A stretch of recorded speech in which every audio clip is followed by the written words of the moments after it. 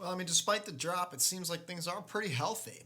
As you said many times in the past, Kyle, I think the market is definitely still yearning for some additional assets to Yes. trade. I know we are.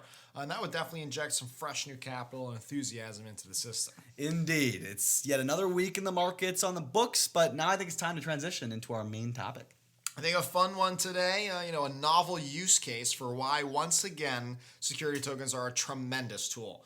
Tokenizing real estate to collateralize for a loan. So many homeowners and investors have tons of value locked up in equity, and they are dependent on lenders to provide a loan against that real estate. Assessing the value of a property can be tedious and costly, and performing a transaction can be fairly slow and manual. So simply put, digitizing and tokenizing real estate enables lenders and borrowers to instantly transact with each other. So let's break that down further, Herwig. So for the investor, the benefits are being able to leverage an asset that they normally couldn't get borrowing terms for, or perhaps just not very efficient and certainly expensive terms. A marketplace for lenders can make this efficient, and a digital marketplace means more borrowing options and better terms. For lenders, they can assess the market value of the real estate based on the security token and use programmatic management to force liquidation or ownership control in the case of a default. Not to mention, the entire process is digital and it can be set up to be automatic, removing any human capital required. Yeah, I mean, we could go even further with the on-chain data there, of the asset, which can help with the lender's ability to automatically offer a loan. Things like when the property was last appraised, its trading history, perhaps rental information and building information, all of which can help more lenders offer terms because they know more about the underlying asset thanks to that blockchain information.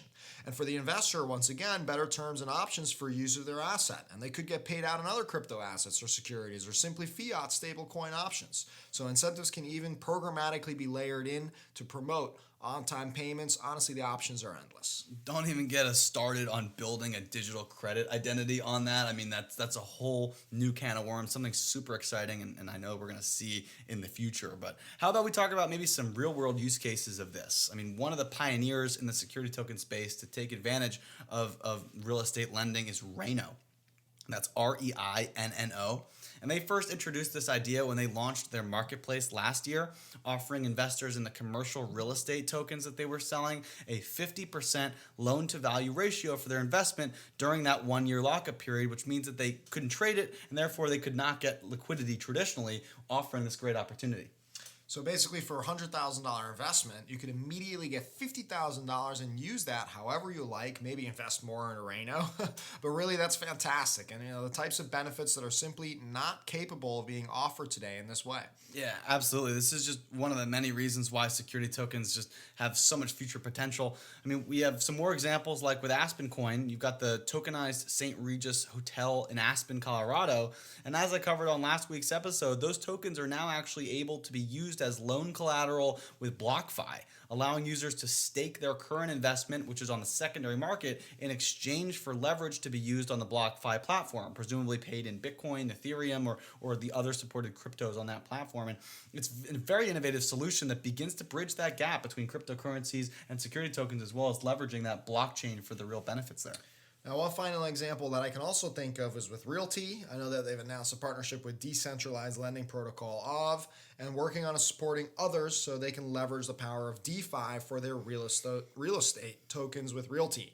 So this creates powerful market mechanics, I think, and they'll improve the liquidity and financial access for real estate as a whole. Now, this is really bleeding edge stuff here, listeners. I hope you appreciate the impact of removing the need for human analysis of assets and creation of loan documents, as well as removing a lot of the management and servicing costs that enable lenders to give better rates to borrowers who use tokenized real estate. It's really a great new feature for investors in real estate funds, properties, and even homeowners. And I think we could probably go on and on with this topic and still not cover some of the innovation that will probably be expanded upon this. So with that, Kyle, do you have anything else to add for our listeners? Nope, I don't think so. I think we're just on the cutting edge of this stuff. We're really going to see this expand exponentially in the future. But I think it's time to close out this week's show for now, Herwig. It's another great episode.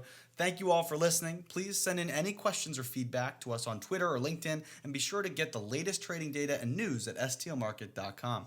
Thanks for listening. If you are on Clubhouse, be sure to join us this Thursday at 5 p.m. for the breakdown of the show. And if not, I'll catch you all on Tuesday next week for episode 83. Meanwhile, happy tokenizing.